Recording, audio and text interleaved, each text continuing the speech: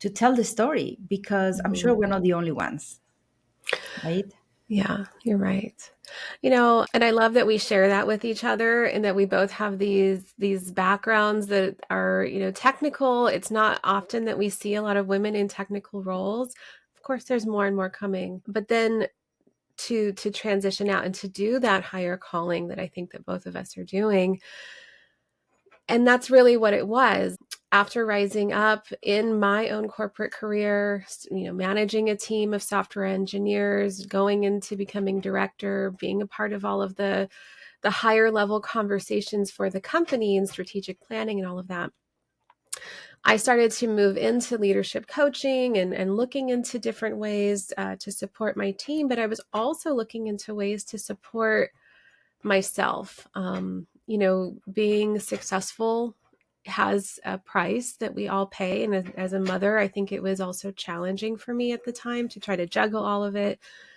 And deep down, I really wanted to be doing something different with my life. And I felt like I wasn't actually using my talents in the ways that I felt called to. And also my story. My story was one of really rising up through a lot of trauma, through a lot of adversity before I even stepped into my career. And so for all those reasons, I felt that moving into coaching, moving out of software engineering would be a better way for me to give back, a better service that I could provide.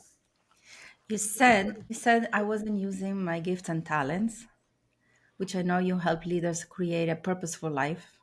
Part of that Mhm. is aligning with their gifts and talents. Mhm. I would like to ask you if, when you chose your career path, you knew what your gifts and talents are. No, not fully. I think I did discover some of that in that process, right? I had a very creative background, a very creative upbringing. My mom was an artist and also in fashion design, and everything I did was creative, singing, dancing, painting, all of just anything. And I was pretty wild too, but Well, and from wild to being a software engineer, I want to hear more about that. But well, I grew up as an only child, running around barefoot. We had 5 acres. It was, oh, I lived in my own little world to a certain extent. Um, and I actually went into schooling, graduated, got into my career. I'd had a past where I'd had a really abusive relationship and I'd had to overcome that. And then I had a lot of health challenges and had some emergency surgeries and had to overcome that. And so by the time that I really stepped into my career fully, I was in my late 20s. I didn't have anything to lose at that point, and so it was very important for me to make the most of it, to be as successful as I could. And so I started to present myself differently. I didn't think that it was really a talent at the time. I thought it was more out of necessity. I had years to make up for. And so that's how I grew pretty fast within my role, making myself available, presenting ideas, sometimes not going through the chain of command. One of my first roles was working in government. And so we know that not going through the chain of command can be, that's the oh my wild side of goodness, right? But I was asked, before I was even in my leadership role, I was asked to participate in strategic planning for our company. And so I was flown out to our owner's compound. There's no other word. it. And in Miami, and I sat there and I was sitting with the heads of the company, with the executive team, and we were talking through ideas that I had shared with our COO and our CTO at that time. And I went on their yacht. It was amazing, but it also was surreal because I thought, who am I? How am I sitting here? Why are they even listening to me? And I started to recognize some things about myself that I hadn't fully seen. And so then I took that experience and I started to walk forward in my own leadership in a very different way. And so it was a great gift that I was given to have that experience and opportunity, and where that took me following that. Would you say that this is a common phenomena, that young leaders don't really fully embody their gifts and they always have that imposter syndrome and then they don't see how great they are? And that's something you help them with? Hello, hello, and welcome. Gabriela Embon here, and I welcome all of you to the Life Engineering Podcast, the space where we share processes that combine science, wisdom, and spirituality to create a life of no regret. And today we have a really special guest, Jessica Rice. Welcome, Jessica. Oh, thank you so much, Gabriela. I'm so appreciative to be here today. I'm really excited to have you. I recently was again at your show, the Hello You show, and Mhm. I can't wait. I can't wait to have another conversation. I know at that time we talked about becoming a power couple, but today it's going to be completely different because tell us more about you and what you're really passionate about. So everybody knows that they're up for a real treat with you here. Well, yes. So my name is Jessica Rice, and I am an ICF-certified coach.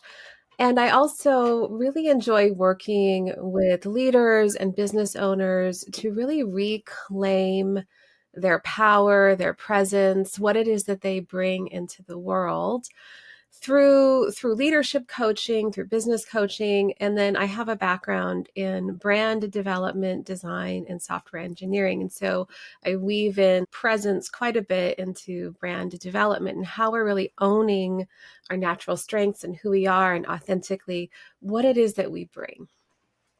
Wow, and you have such a beautiful, I was reading about you. You are an entrepreneur, you are the owner of another, founder of another company as well. I am also the founder of, in addition to my coaching, we have Rowan and Hazel Company, which is an online shopping boutique for, it's geared for professional women, but really to own our authentic style. So we offer everything. It is a large site, but what I most enjoy about it is that for every purchase, we give back and we support women's causes. It was really near and dear to my heart that we can do something in a way that also supports other women in their leadership development, trauma or abuse trauma, and just finding ways to empower them as well. That's awesome. I love giving back service. It's what we're here for. So I want to talk more about your work with leaders. But before I do, you know, I'm really curious to know what prompted you to transition from software engineering to what you do today. I'm being asked that question all the time too, right? But I think it's really important. First of all, I'm really curious. Secondly, I think it's really important to. I think there's a number of things that can happen. Is, we, especially in the technical field, we always see different personalities. Some are more introverted, some are very self-assured. They think they have all of the answers. Some are driven by fear of making a mistake or perfectionism. I think when we get to the root of what's going on under the surface, what if some of those belief systems, and one of the things that I've studied quite a bit is neuroscience and the way that our brains think, the way those neural pathways are formed, then we can start to unravel that and think about it differently. But I think when we're either in a culture that maybe doesn't feel embraced to come outside of our comfort zone, or we have a history of those types of experiences where maybe we fail, we feel like we failed. Those can be determining factors in how we show up and how we respond.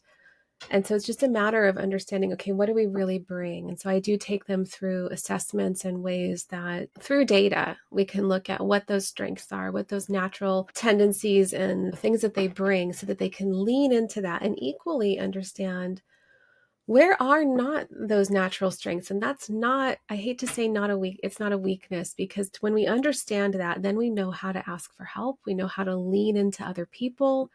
We know where our zone of genius is, and we're not trying to spin our wheels in an area that we don't necessarily shine. Then we can put more of ourselves into the areas where we know that we excel. And that's what makes us each unique. Absolutely. In fact, when we can recognize our uniqueness, our zone of genius, as you mentioned, then we're less likely to compare ourselves or feel that we are competing with others. Yeah. Yeah. I always say what's yours is yours, but you have to own it. Nobody can take what's yours. What's meant for you is meant for you, but you have to fully show up. What would you say is the number one block that prevents leaders from fully show up? I mean, you mentioned a few, you mentioned different belief systems, but what would you say is the most common one that you see in your practice? I think it's they don't know how. I mean, if we're really thinking about it, I think they have some inklings in there, but they don't know fully how to present it, because sometimes it's like trying on a new clothing. We know the style that we kind of like or we may be gravitating toward, but we still don't fully try it on. And so we don't fully embrace that piece of ourselves. And so then it comes out and maybe it's awkward a few different times. The more that we can start to own that and be empowered by what it is that we bring. I think sometimes we are locked either in denial or humility or self-deprecation, the greater chance that we can then show up as intended, authentically strong as we want to be. And I work with leaders on both spectrums. There are some who have really strong personalities, and then people don't see them for who they are and what it is that they're bringing, and then are deeply compassionate, but they just have a big, bold personality. And then I have quiet leaders who are just figuring out, how do I work in a room with a bunch of people who are really loud? And how do Hmm. I show up authentically like that and not try to be someone else? Hmm. Wow, that's that's powerful. How do I show up authentically? Yeah, that's alignment. I think that in the beginning you were mentioning what brought you to become an engineer. If I look at my story, I think in our 20s we're very much conditioned to prove that first we can get through higher education and then we can get a good job. And then in our 30s, we're mostly wired to prove that we can be successful. Mm-hmm. And then we hit that midlife crisis, whatever, 35, 40. And then we're it's almost as our soul is waking up and saying, I want authenticity, I want fulfillment. And that's a beautiful process. In fact, if we wouldn't have done a V on have the education, I am successful, can provide for my family, there's food on the table, there's a roof above me, then we wouldn't be asking the deeper questions that are dealing more with meaning, Mm-hmm. right?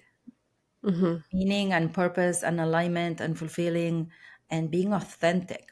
That's the only way you can actually find meaning, right? So, absolutely.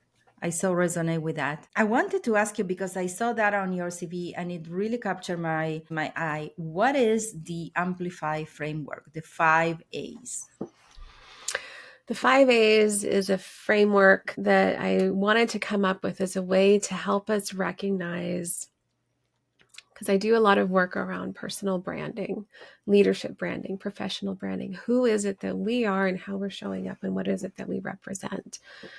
And so it's really about understanding first, how do we align with that purpose, what it is that we're bringing. Some of us don't know our purpose. Some of us are still trying to figure out, what is this ethereal purpose, and really coming and distilling that down so that we can have a greater understanding of what it is that we're here to do. And then we can go forward into our vision, what it is that we want to create. What are we architecting? So that's the next A. So it's alignment, then architecting. And then it's like, now how do we amplify that? How do we show up as that? How do we produce more of that? How do we let other people see us in that light? Which is challenging, especially if we're working with people or dealing with people who've already seen us in another way. Mm-hmm. And so having that confidence to continue to say, no, this is actually me showing up authentically now. What you saw before me, that was a lot of masks and prefacing and different things. And so then we're activating. So we're activating our networks. We're creating partnerships. We're supporting our growth in this new era that we're stepping into. And then the final A is achieving momentum. So how are we creating momentum for ourselves so this change, this transformation that we're going through is sustainable? And it's a lot of work, it's deep work, but it's also incredibly fulfilling, and it enables us to be the leaders that we want to be and to prepare ourselves for doing that next level. Because I think a lot of us are when we're high achievers, we do want to reach that next level, but we have to prepare ourselves to be in that next level, to be What do able you to mean by step that? into that. What do you mean by preparing ourselves? A lot of us might think, okay, I want greater success. I want to be a CEO of a company, or I want to own a business, or whatever that looks like. But if we haven't done the work, we're not quite ready for that role. We have to own who we are first. We have to embody all the things that that person who's already inside of us, but that person is going to need to embody to carry out that role. I love what you said. In other words, it's almost like preparing the vessel that will uphold or embody that new identity that you're about to create. Because many times, as you said, people step into a new role, but they're holding on to the old identity, and we can create something new when we're holding on to the old, right? Yes. Yes. And I think that a recipe for chaos in our lives is when we're trying to up level our lives without having done the work and having the proper vessel. Then we're guaranteeing a chaotic situation. We're guaranteeing a problem here because I'm trying to bring in something. Imagine you are trying to bring more furniture into a one-bedroom apartment. You're going to create chaos. I definitely resonate with that, and doing the work and doing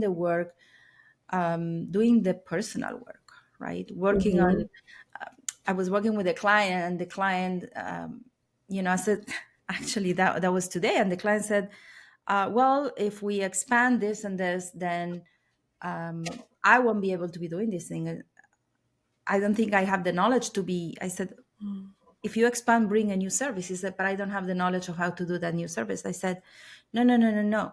If we are expanding, you need to stop thinking you're doing all the services. We are expanding. You're not doing the work anymore. You are bringing people to join you in your vision. They're going to be doing the work. You are going to be, being the founder, and eventually we'll see if you become the CEO or not. But it's so important to shift from doing the work mindset to running the business mindset, or in this case was a business, but even the leadership position, from doing the work to being the leader. And I think that one of the common beliefs that I see in clients who want to transition is that nobody will do the work as good as I do. Right. So, that ability to delegate, that ability to trust that you can attract people who will join you in your vision. I know you have vision of one of your A's. Can I create a vision and then build the support? There are people that can do the work probably better than you and will be happy to join you on your vision, in your vision. Do you see that? People that want more, but they still think small? Absolutely. And I think, when I'm working with leaders, it is a hard thing. There's actually a framework called it's vertical leadership development. And there's these stages that we all go through, and it can be in different capacities too. I don't want to say like once you reach one stage, it's better or it's worse. And it also varies on the context of the situation that we're in. So we might flux depending on where we're at. But we start off at the expert level. The expert level is that we're really wanting to prove ourselves and our worth and our value. And so we spend so much time doing what they call horizontal development, where we're gaining more skills. As we start to grow, we can then move from expert to there's opportunist. I don't remember all of them, but there's opportunist and there's like high achiever. Then we can start moving to transformative, where we're starting to remove ourselves from having to be the expert, from having to be the one with all the knowledge, the one doing all of it, and the one trying to have all the accolades, to being that facilitator and looking at things from a more global perspective. Who are all the key players involved here? What is it that we are collectively creating? And how do I help usher this along in a greater capacity? And so we can then delegate more and realize that our role is incredibly pivotal, but not in the ways that we initially thought. Absolutely. I love that. And I love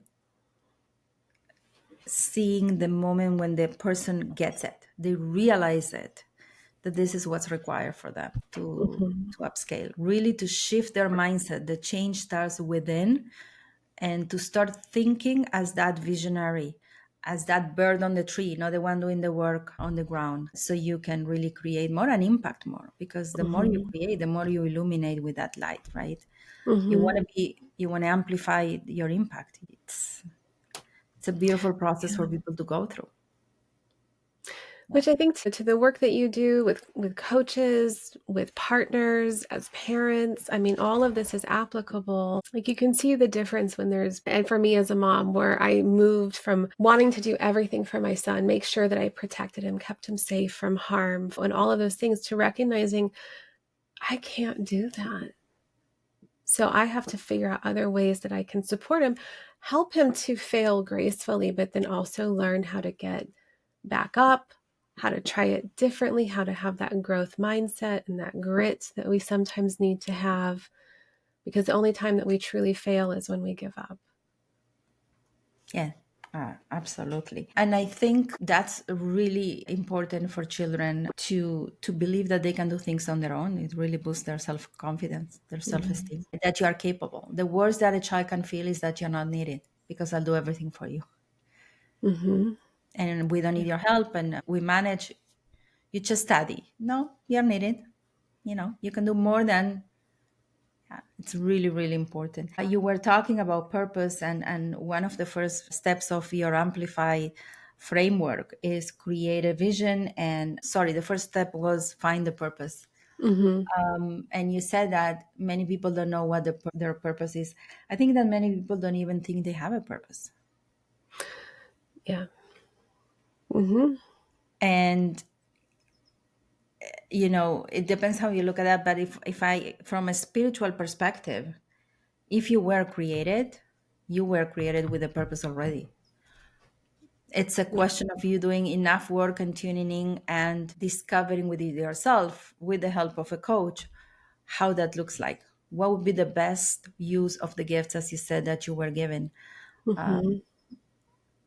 I find that process, helping people find their purpose, one of the most rewarding parts of coaching, Yeah. because you help people fall in love with themselves in a good way, in a humbling way. Yeah. Mm-hmm. This is why I matter here. This is how I'm supposed to make a difference. This is what Mm-hmm. was given to me. These are the tools that were given to me, that unique ability, those things that I'm passionate about, in order to serve in this world. For me, that's part of creating a life of no regrets. Mm-hmm. Well, and I think what you said was you hit it right on the head, which is how I'm here to serve in this world. Sometimes I think we think purpose is about us, Mm, and we don't go past what am I, what's my lifelong goal, instead of thinking about what am I here to do, and how am I here to serve? What did God create me for, so that I can uniquely walk into this world and help others? And to be honest, it's the same work that we do with teams. Is before that we can really help a team to come together collectively and really become I don't like to say high performing, a high value creating team. Is we talk about what's the team's purpose, and the team's purpose is, who are they there to serve? Who are they in service to? What stakeholders? What's the team? What were they created for? And I think it's very similar to, what are we here to do, and what are we here to serve? How can we give back in a greater way? And we take our eyes off of ourselves, then we have the opportunity to bring greater clarity, because it becomes less about me, my knowledge, what do I have, and more about how do I give? absolutely. When we give, we become creators. Mm-hmm. Thinking about it, the creator doesn't take, it doesn't need anything, it just creates. So when we are in that mindset that I don't need anything, whatever is meant for me is going to come, I'm just here to give. I was recently in a networking group, and I was asked what's my goal for 2025. I typically don't ask that question. The question that I ask myself is, what's the next level of impact that I wish to create? And then from that understanding that this is the next level of impact service that I wish to bring into the world, and that I'm passionate about, of course.